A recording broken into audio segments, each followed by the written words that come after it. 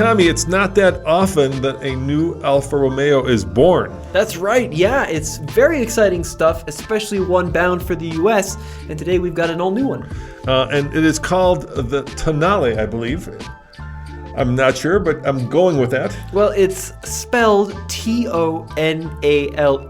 Yep. And perhaps in the more southern parts of the US, it could be pronounced differently, but I think it is Tonale. Tonale. Yeah, let's go with it. Okay, we're going to go with that. It's Alfa's brand new crossover that slots beneath the larger Stelvio in the lineup. Also, Alfa Romeo's very first electrified car. It's a plug-in hybrid. Yeah, and Alfa Romeo plans to go all electric within the next 5 years by 2027. This is the first step to that movement. Do you really believe they're going to go all electric by 2027? Absolutely not. No, Okay. That's a big call. But it's a journey of 1,000 miles starts with one step, Tommy, and this is definitely the first step. All right, so let's talk about the most important thing, which is styling. I'm not saying it's the most important thing, but in the premiere, of course, it is. So stays true to the concept that appeared at the Geneva Auto Show back in 2019, the last time we actually had a Geneva Auto Show. Yeah, that's right, and I think it's a pretty attractive vehicle. They did a really good job kind of bringing some Alfa Romeo flair to an otherwise fairly dull segment. So the three main features of the Tonale's exterior styling are the Tri-Lobo, which is a 3+3 headlight design. So it's a very distinctive headlight signature drawing from earlier Alfa Romeos like the SZ and the Brera. Very iconic kind of look for Alfa Romeo, and it works quite well on the Tonale. Yeah, it complements Alfa's Scudetto shield shared with its other models, including the Stelvio and the Giulia. There's also something called the GT line, which is a character line that runs from the rear all the way up to the headlight. It defines kind of the side dimensions of the car. And speaking of those dimensions, quite a bit smaller than the Stelvio, so 178.3 inches long, 72.4 inches wide, and 63 inches tall. But I really do like the look. I think the big wheels, kind of like the old school phone dial wheels, look phenomenal. I like the grilling in the front. Some manufacturers are going too crazy with the grilling, but we still have the iconic Alfa Romeo grill on here that isn't so bold as BMW has gone. Side skirts along the edge, and then a fairly large C-pillar it looks like, but I think it works brilliantly. Yeah, it's a kind of a smallish vehicle, so compact crossover, very similar to like the BMW X2.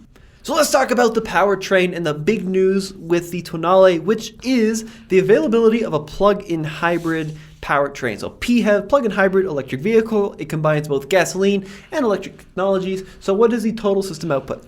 272 horsepower. The ICE part of that is a 1.3-liter turbocharged multi-air engine with 180 horsepower. That powers the front wheels, Tommy. There's also a 90 kilowatt-hour electric motor that powers the rear wheels, kind of like the Lexus RX. And it only comes as an all-wheel drive because of that layout with a 6-speed automatic transmission. And if you're wondering what size is the battery pack, well, it's 15.5 kilowatt-hour lithium-ion battery pack. Now let's talk a little bit about the drivetrain because it is super unique. So like you mentioned, Lexus does use this, so does Toyota. They are the primary users of this, but the idea is the gasoline powers the front wheels, the electricity powers the rear wheels. So it's all-wheel drive only because of the setup, right? There's no physical connection in front and back via a drive shaft. There's no mechanical connection. It's all based on the software output of the electric motor and the gasoline engine. And then the total system output, like you said, nearly 300 horsepower, 272.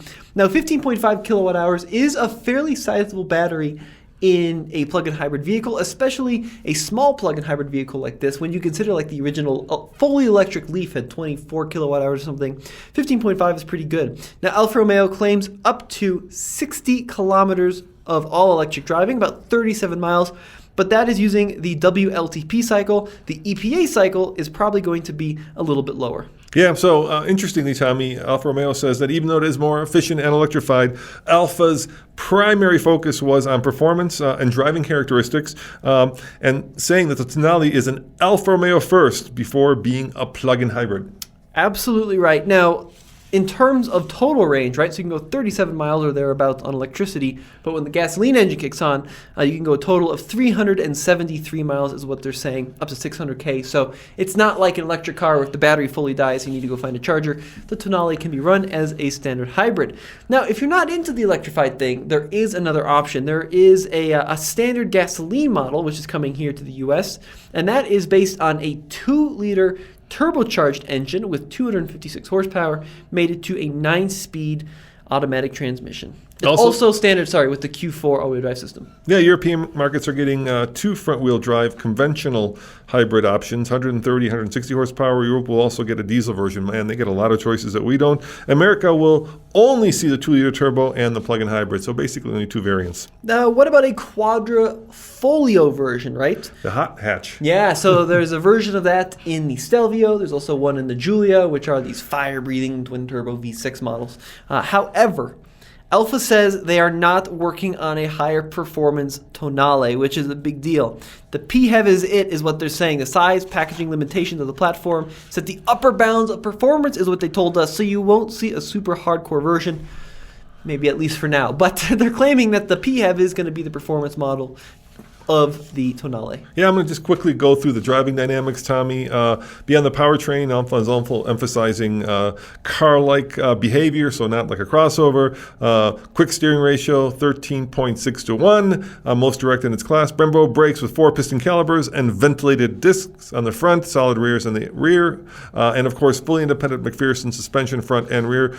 Nothing new there. Seen that before? Yeah, nothing that fancy either. Yeah. It sounds like with the suspension, maybe they could have gone a little bit more interesting on that route. But let's talk about the technology, because this has the Alfa Romeo's quote DNA drive mode system, which is available, which is on the Tonale, I should say. So D stands for dynamic. In the plug-in hybrid, it will always make the most of the engine and electric motor, and otherwise stiffens the ride through adaptive damping. Yep, and as for natural, I don't know. I think it just says natural. Oh, okay, natural. The default setting for everyday driving conditions, A, is for advanced efficiency. So that tries to tweak the mapping to try and get better What fuel happened economy. to like Corsa? You know, I just drove a Lamborghini. It's confusing. This is America. STO. What happened to like Corsa and Terra. Yeah, all that. How come now we're back to DNA? Because Americans are small brain there. We don't understand the fine intricacies of the Italians. Well, you've got 2 suspension settings, Tommy, through the DNA selector. Presetting damping curves. Comfort, very American as well. Yep, so that is the default and natural advanced efficiency mode. Softens everything up. And then, of course, there's a sport mode, which is the default setting in dynamic. And there's also ESC off modes. I miss like the Italian words for that stuff. That's what made Italian. What does Corsa mean? I think it means track. Does it? Yeah, I think so. I'm wrong. I could be wrong. What are the other modes? I don't remember. Well, exactly. That's why they went with DNA. All right. Now let's talk about some of the tech. So 12.3 all-digital instrument cluster and 10.25-inch Uconnect 5 infotainment system. This is great news. Super happy they're using Uconnect, because previous Alfa Romeos use their own system and it was not great. But both get unique touches tailored toward Alfa Romeo's design language. The dials in the instrument cluster get fonts that make it look like the old-school Alfas, and the Uconnect 5 gets a unique look with a hybrid page to monitor efficiency. The Tonale also has the most tech that Alfa packed into one car so far, a wireless Apple CarPlay and, of course, Android Auto capability, over-the-air updates and information through Alfa Connect app, and Alexa support through Uconnect 5. So you get both Alexa, CarPlay, and Android Auto. That's pretty good. Now, the Tonale is also going to have level 2 semi-autonomous driving systems, including adaptive cruise control, lane centering, traffic jam assist, which is a cool feature, drive attention assist, blind spot detection, rear cross path detection, and a 360-degree camera system. So when is this puppy going to be out? Oh, speaking of which, we're back to your Italian words. Yeah, there are 3 trims, Sprint, TI, and Veloce. Now, these are old trims on Alfa Romeo. They're Yeah. old models, so it's cool to see them bringing back some cool names. It's kind of similar to the Alfa Romeo Stelvia and Giulia. There's just no quadrifolio. Quadrifolio, 4-leaf. Yeah. Yeah, that's I just don't want to say 4-leaf it clover, wrong. quadrifolio. So- I'm really bad. The 2-liter will get Sprint and TI trims, but no Veloce, and the PHEV will get the TI as its base trim, and then the Veloce as the fully loaded model. All right, and will be built at the, good God, you want to try saying that?